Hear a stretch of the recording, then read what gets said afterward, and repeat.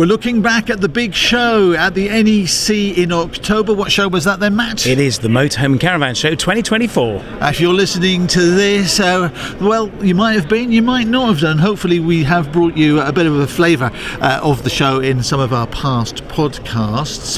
But we've got some more news on the way for you, and that is coming in the next half hour or so.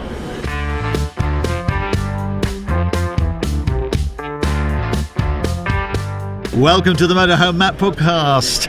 Industry insights, expert advice for the world of motorhomes, caravans and camper vans with me, Keith Gooden. And with me, Motorhome Matt. He's the expert. I ask the stupid questions. So what's in the news this week, Matt? Big news for Motorhome Matt Approved. Indeed, yeah. Motorhome Matt Approved is our directory of products, brands, services and companies that I have used, and I can, most importantly, commend to you. So I'm always being asked, Matt, who do you use for a tracker? Who do you use for insurance? Well, who do I use for finance? So we've built this directory of products that I can commend to you, and I'm delighted to welcome some new businesses to the directory. We are delighted to have Air Ride on board with a huge discount. So if you're thinking of having air suspension fitted to your motorhome, go and check that out. Bluefix have joined us as well, a company I'm always recommending for fitting lithium, for solar and all that blue box techie stuff, which seems really, really complicated. And SV Tech, the guys who specialise in uplating and downplating your motorhome, is always a big topic on the podcast, and it's great to have their expertise with us as well. I've worked with them for years, so go and find out more about them and all of our Motorhome Matt Approved directory members at mhmp.info/approved. Okay, Matt, let's look back at the big show at the NEC in October. There's two shows, isn't there? One in February, one in October. The October one is the one that's massive, isn't it? The October's much bigger, yeah. So February's Hall 1 to 5 of this wonderful venue we've got here in Birmingham, and this show is Halls 8 to 20, I think it is. So it's a lot bigger and tends to be attended by a lot more European motorhome and caravan manufacturers and accessory providers too. So it's a bigger show. There's a lot more to see. There tends to be, as often a criticism of the show, there's a lot less accessories at this show in October than there is in February. Whether that's true or not, I'm not sure, but certainly there is so much to see, and you can't do it in a day. You need to be here for 2 days, really. Let's talk about the industry and the last 12 months, shall we? It's not all been great news, is it? No, I mean, it's been a turbulent year, isn't it? We've had lots of reports of family household names going into receivership or liquidation, so motorhome dealers particularly, oversupply of stock, big discounts, uncertainty around values, so prices have shot up and they're coming down again, so big discounts. Supply chain issues have seemed to have been fixed, and that's great for ordering a new motorhome going forward, but it creates uncertainty, and I think consumer confidence has taken a knock this year. So we kind of took a deep breath as we came up to Birmingham for this show and thought, well, what are we actually going to be in for? But it's been fascinating. It's been a quieter show, the first few days certainly, than in previous years. No real surprise. Post-pandemic, it went mad, sold out really quickly. Slightly different landscape this year, I guess. So numbers slightly down, but all the dealers I've spoken to have said this is a show that's been about quality, not quantity. And so they've been selling motorhomes, selling caravans, and people that have come with intent. There are people who are looking to buy, looking to change, and looking to spend money, and significant sums of money too. So it's been great to see sales still happening, and new brands joining the market as well. That's been really exciting. I was talking to Alan Rogers at the show, and his representative was telling me that yes, it is a bit quieter, but they're spenders this year. Yeah, I think that's true. They're coming along and they're putting their hands in their pockets, whereas he said last year there was a lot of people looking but not necessarily buying. Yeah, and I think as an industry we attracted a lot of observers into this pastime of using a leisure vehicle, and I don't think there was as many people here, certainly during the week. The weekend has been a bit different. The weekends are always busier anyway, but it has been a slightly different audience. But still, people here at the show for the first time, and the ages, they're not all grey-pound, There's been a lot of younger people here at the show, which I find really encouraging. And the screen prices, well, you might be saying that some people have gone out of business and footfall isn't as high as it was last year, but those screen prices, they're going up, aren't they? They are going up, and there's some big discounts this year, £5,000-10,000 off as we clear the decks, as we've said in previous episodes. So it's been a great time to make a purchase of a new motorhome or caravan, but prices are definitely going up next year. But people don't seem to be discussing the price. It's just seemed to have been normalised. The screen price of £78,000 just seems to have been normalised because that is the price now. So that's encouraging. Obviously, finance providers are evolving and changing what they're offering in terms of making a motorhome caravan affordable because it's about the monthly spend. So they've had to innovate, and this whole show is about innovation, and we have been out and about trying to find and look for new products, innovative products, and new stuff that's coming into the marketplace. So stand by, we're going to be doing that. Just got to say thanks very much to our partners and the companies that have helped support us throughout the coverage of this show, Fiamma, Ripe and Bailey amongst others. Thanks very much. So let's get our walking shoes on. It took me 25 minutes to walk from Hall 20 to Hall 9 where we were. It's absolutely massive. So you did well. It took me 2 hours. I kept getting stopped. You do. Walking shoes on.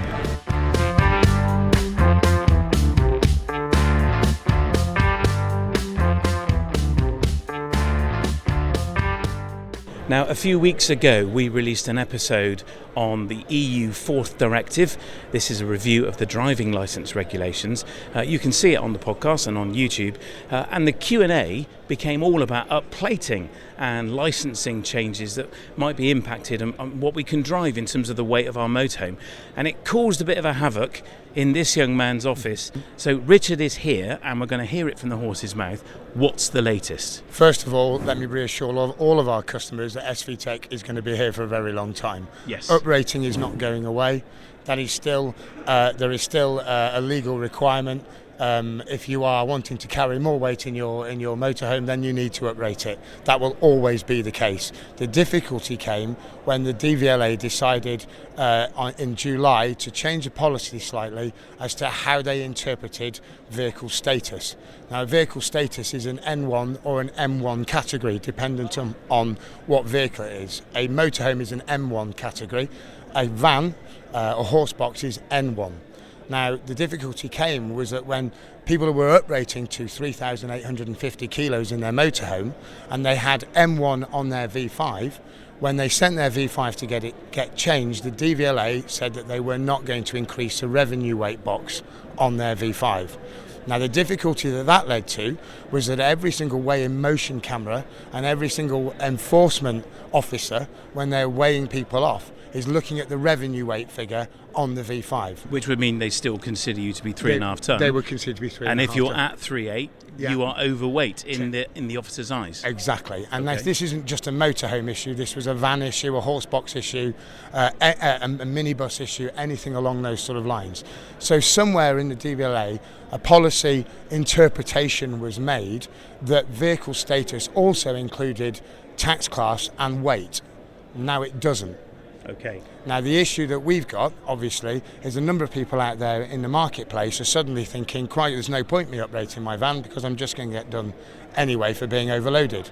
Well, that's not true. No, of course You have to obviously run a vehicle legally. If you are running a vehicle overweight, then you're uninsured. So if you have uplated and you get your V5 back and the revenue weight still says 3.5 tonnes, can you do anything about it? You can in some cases. It does depend whether your vehicle state has M1 on your V5. If the M1 isn't on your, and that's in box J on your V5, if that is blank, then they will refund you your difference into your private HGV category, and they will then alter the revenue weight up to 3,850. Okay, so they'll update the V5. They will do it.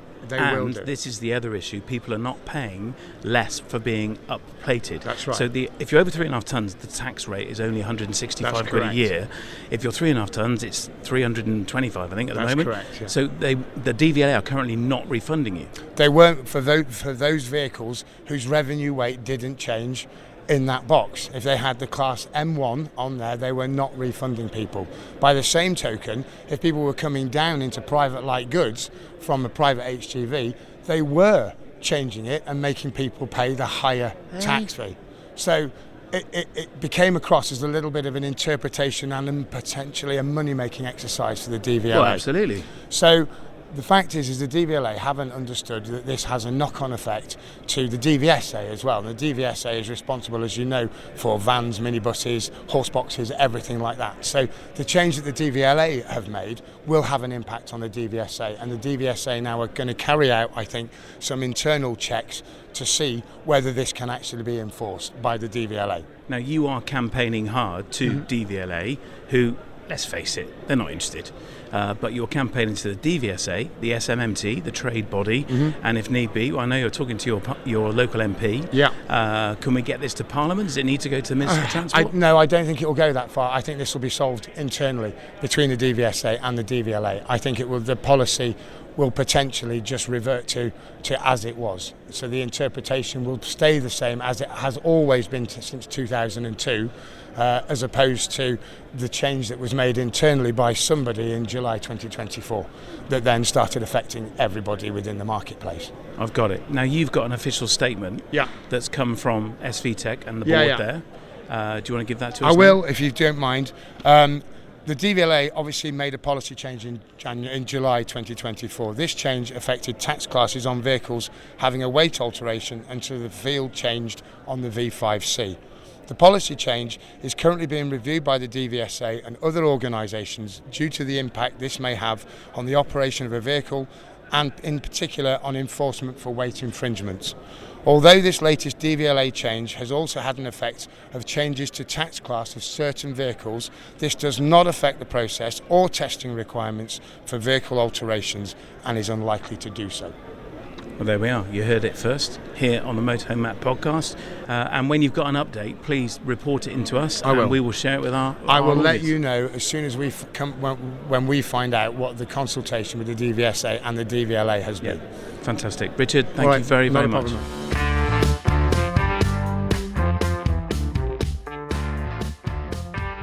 I'm delighted to be back on the Cool Kids stand. This is Project Yonder, and I'm joined by Grace, one of the owners and founders. You were here in February. You won van conversion with a fixed roof over 6 metres at the Motorhome Caravan Design Awards, which is fantastic, in February. And you're back here at the October show. First time at the October show. Yes. You're with the big boys, Grace. Look, You've got big brands all around you. How has it been? Yeah, it's been brilliant. We've been super busy. It's just amazing to be here amongst so many sort of well-established, reputable brands, sort of showcasing our original award-winning van and obviously our new Freedom 4X utility as well. Yeah. And I understand you sold one today. Yes, we have. So that's celebrations tonight. Yeah, absolutely. That makes the show worthwhile. That's Yes. brilliant. So we're talking a lot on this episode about innovation.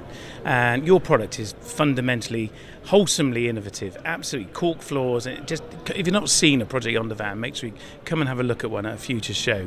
But tell me, in the back of the utility is a very, very innovative storage solution that Charlie has designed from scratch. Tell me more. Yes, so we've developed a sort of 4-compartment drawer system in the utility vehicle to be able to carry all of your sort of gear, take you from work to play, that sort of thing.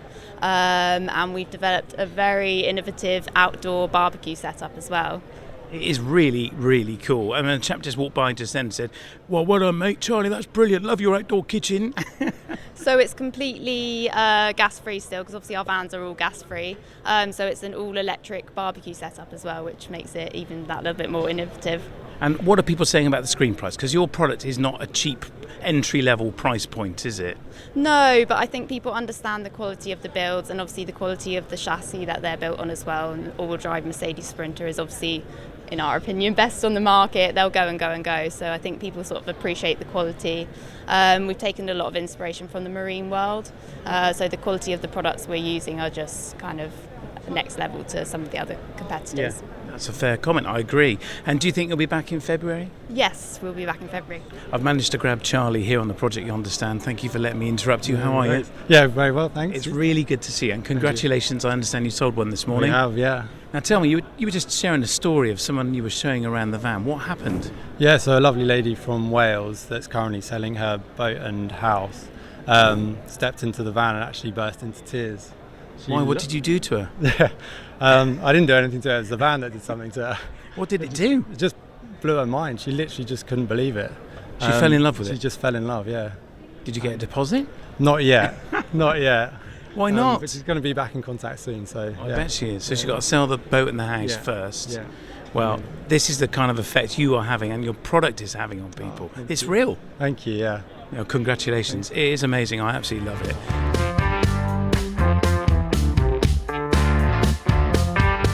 Well, it's great to see another four-wheel drive off-road capable looking motorhome. This is the Malibu Genius Performance. I said there was going to be loads of them at the show and I wasn't wrong.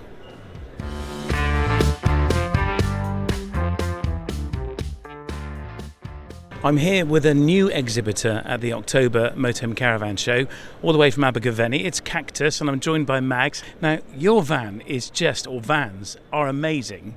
The Oasis is just phenomenal. Allegedly, it's a VW crafter, is that right? Yes. It doesn't look like a crafter anymore. No, we try to disguise it as much as we can, yeah. So how do you change the front bumper? So we designed our own bumper, so it took us about a year to design every single part on that van. So we take in molds and then we work on it, and then that's how we basically come out. Well, I'm hunting for innovation at the show because we're an industry that, innovation isn't really prolific. It is on here. Tell me about the solar panels on the roof. So we've got extendable solar panels, wings. So basically we've designed our own roof pod because the 4x4 crafter is 100mm, the chassis is 100mm higher, so you don't get a lot of headroom in a van. So we've designed our own roof pod with the skylight and the hatches in the middle, so you get a lot more headroom and a lot more light. So to be able to get more solar power we've designed a system with stackable solar panels. So when the vehicle is stationary, they basically open, and then when you put the ignition on, they slide back in. It's like some kind of chitty bang bang wings. And not only that, you design and make all your own extension pods, sleeping pods, yes. And all your windows as well. We basically make everything on those vans ourselves. And just tell me the big question. The Oasis is on display, starts at £140,000, but it's got every conceivable extra on it, and it is stunning. How much is it? It's just under 180,000 as it is. And how is that going down? It's very good. It's a lot of money. It is a lot of money, but you do get a lot for that money. You certainly do, and you've sold a couple already this week. We have, which is amazing. Yeah, congratulations. Thank you very have much. A great rest of the show. It is amazing to see, and it's lovely to see you back at the show. Will you be here next year, do you think? Definitely, yeah. It's a brilliant show, so we'll definitely be back. There we are, Kaktus, a brand you are going to see again. We're seeing more and more mainstream manufacturers adopting this kind of off-road style that we keep seeing here at the shows, and Swift are no exception. This is the Trekker X. It has a double transverse bed at the back and a pop-top roof in the top, and extremely cool exterior graphics. A cool camper van, very likely to attract newbies into the market. It's great to see Coachman innovating as well. Who'd have thought you would see a Coachman caravan under 30 grand? Well, the Acadia 460 is exactly that, albeit by the skin of its teeth at just under £30,000. However, if I was going to have a caravan, it would be a Coachman Lusso 2.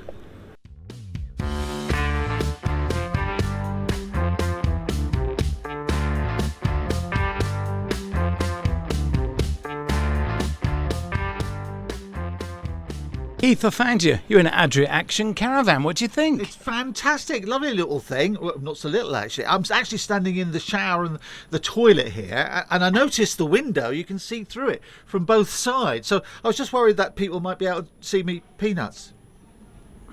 So, Keith, in our mission to find some innovation and new stuff, I brought you onto the Adria stand. Well, I think it surprises a lot of people who aren't motorhomers or caravanners just how many vehicles are wedged into the NEC. But companies like Adria and others have got fantastic displays. But you're a bit of an Adria fan, aren't you? I have owned quite a few. I'm not sure how many. I think probably 15. I think. Only 15? Well, it's 20 odd motorhomes I've owned, 22, 23, something like that. I am losing count, and we're currently in an Adria Twin. That's our favourite motorhome at the moment.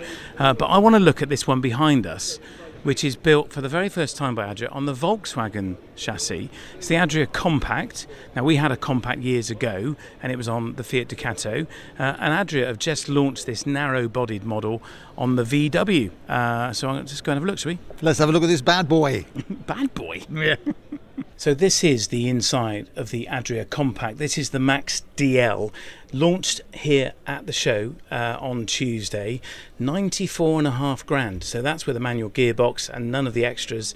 I believe the first one to sell in the UK was a customer of mine who bought from a dealer here, from Jeff Cox. They spec'd it with an auto gearbox and a few extras. The black leather was key for them, and I know the retail price was 106k. So it's a significant sum of money. But this is one of the layouts. There are 3 available. There's the SL, the single beds, with a forward-facing dinette, 2 seat belts in the back, 2 in the front, and of course the SP, which Adria are famous for, the transverse double bed, and again 2 forward-facing seats in the back. But this DL has side sofas, making it a much more spacious layout, and it has everything you need in a motorhome, just 2170mm wide, and the most impressive bit about it that's new is built on the VW. I'd love to have a go in one, maybe one day.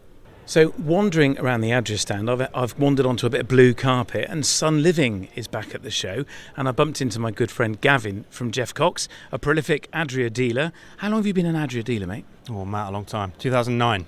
A long time. Yeah, dedicated. 25 years. Yeah. So we're in front of the Sun Living range. It's great to see it back because it kind of disappeared, doesn't it? So, yeah, first of all, Sun Living was really great back in the first sort of years, 2014, 15, 16, and we were proud to be one of the first to represent it. And we did really well with it, and then it disappeared a little bit, especially during the pandemic, and it went on the back burner. And now it's back, and they've really lifted the spec. So, for example, the windows, it's an easier thing to look at because we can see it from here. You compare that, it's got the same windows here as it has on this very expensive Adria Sonic there. And inside you go in and you can see the same components that you got in the mainstream Adrias, electrics, lighting, sockets, the same oven, the same cookers and things like that. So you're getting all the Adria quality. Yes, it's on the new Ford Transit, and the spec of that, actually, if you compare it with the Fiat, is higher. Mm-hmm. Of course, it's less money. So it's nice to have a competitive, let's say it but then not say it, entry-level brand with Adria, but with the same quality of the mainstream product. Well, it's the same build quality, isn't it? I mean, it's a more affordable product. But on that point of price, how are people receiving the price? I mean, it's 75 grand, typically thereabouts, or just under. How's that gone down? I think pretty well. And if we compare it to other manufacturers here as well, it sits perfect. And if we compare it to what we've got in the Adria offering, Matrix, Coral, starting at kind of 102, 103,000, and then you've got the Sun Living at 76 for a similar layout, but with similar components, it then represents really good value, I think. Let's talk about the show, shall we? So how's it been for you? Slow start, busy day Tuesday, a lot of people coming to see us. Happy to see people coming. It's a buyer's market though. Yeah, so the shoes on the other foot. So when you say that, the shoes on the other foot, buyer's market, what exactly do you mean? So let's say we get support from the manufacturer, there are some deals on the table, so that combined with what we can offer as a dealer as well, we're here to sell at the end of the day, and we do get reward and support if we sell at the show. If we can meet a time scale, we've got all that available, so it is definitely an opportunity for someone to get a deal. And have people been coming along with wallets opening, or a bit more persuasion required? Yeah, they seem to have like this tape on them that seems to be very difficult to get off, So, yeah, we're helping them with that a little bit. Pterodactyls fly out when they open the wallet. Exactly. Are consumers taking their time then? Is it more of a, we're doing our homework, we're doing our research, they're here to research, and are they ultimately going to buy, do you think? Yeah, I think so. And it's definitely quality over quantity, I think, for sure. You just have to look around, and everyone's pulled their socks up with the standard of the product. Yeah, definitely a lot of questions being asked from all angles, people, with their little notebooks making their notes, saying, yeah, we'll think about it, we'll come back to you. But rightly so, do your homework, yeah? But Adria is a reliable product. So. Well, I wish you a great rest of the show.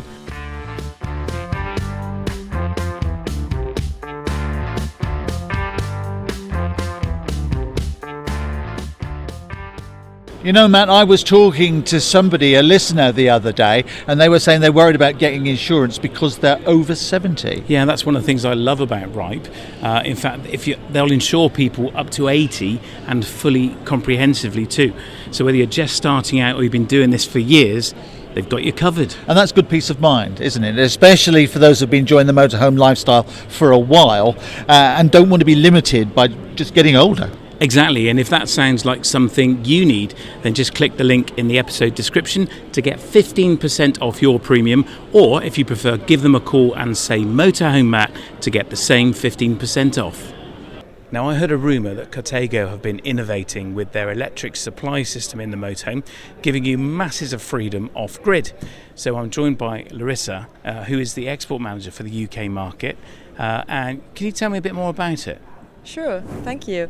Yeah, this year we launched the electric power package Unlimited, which gives you, depending on the model range, up to 300 ampere hours for the S Plus, for example, even 400 ampere hours of self-sufficiency, combined with some tools. So you've got a digital control panel, you've got the Combi Master, 2,600 watts. Everything monitored together, but the special thing behind is actually the programming. So the programming behind is covering certain or like the most common events that people will experience when they're out, especially off-grid, also on-grid, but especially off-grid. So the primary components of this are lithium batteries with solar, MPPT controller, inverters, but then the key is the integration with the motorhome systems. So things like controlling the heating, the hot water.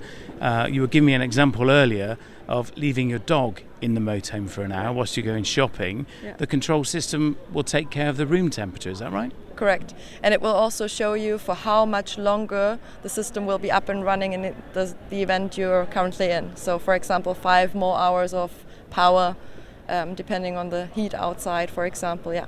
Now you're working with Alder on the heating systems. Who's doing the cooling for you?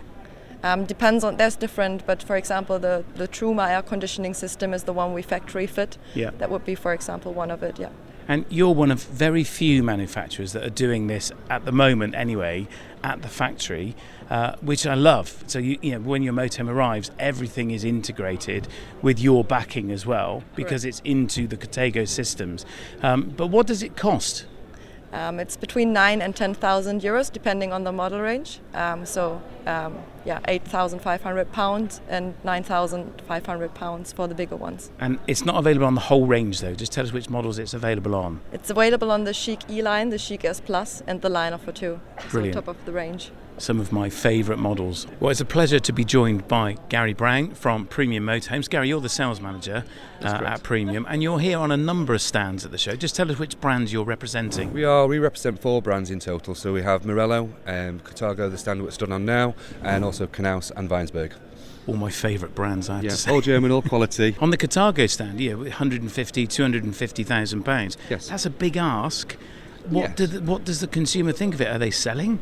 Yes, we've had a good show. The show's been fairly buoyant. We've sold a number of vehicles. Just today, we've sold the vehicle that you see behind you, and indeed the one just in the distance in the background. That one was actually a surprise present for the gentleman's wife. So a birthday present, I understand. Quite a nice birthday present, yeah. Happy wife, happy life, I think is the motto. Absolutely, I would hope so. So this is a Chic E-line. How much is that? It is. That one's just shy of 220,000. It's on the Mercedes. It's the facelift for the Carthago, so it's the new model year 25. It's had a lot of attraction. There's quite a buzz around the new shape. So this is great then. So consumers are here spending money. Absolutely. You've probably done £1 million today? Over the week, plus side of £1 million, and obviously the week's not finished. We've got till Sunday night, so keep it going. Well, we're halfway, so it will be a multi-million-pound week for you, hopefully. Oh, in turnover, absolutely, yeah. And that's just talking about the Carthago stand. Obviously, we have Morello, Knaus and Weinsberg that we've got staff on all the stands. So yeah, so far it's been a positive week. I'm glad to hear it, Gary. That's great. That gives me confidence, and hopefully the consumer some confidence as well. The market is still very much alive, isn't it? It is, yeah. We've had some turbulence. The whole country's had some tough times with COVID and various things, and supply issues have been difficult. But I think we're getting back to a more normal, whatever normal is, but a more normal environment. And the market's still strong. There's customers out there buying vehicles, and we're happy to sell them. Well, Gary, thanks so much for your time. I appreciate you taking the time out from selling £1 million deals. May you get a few more under your belt this week. Hopefully. I better go and find another customer now.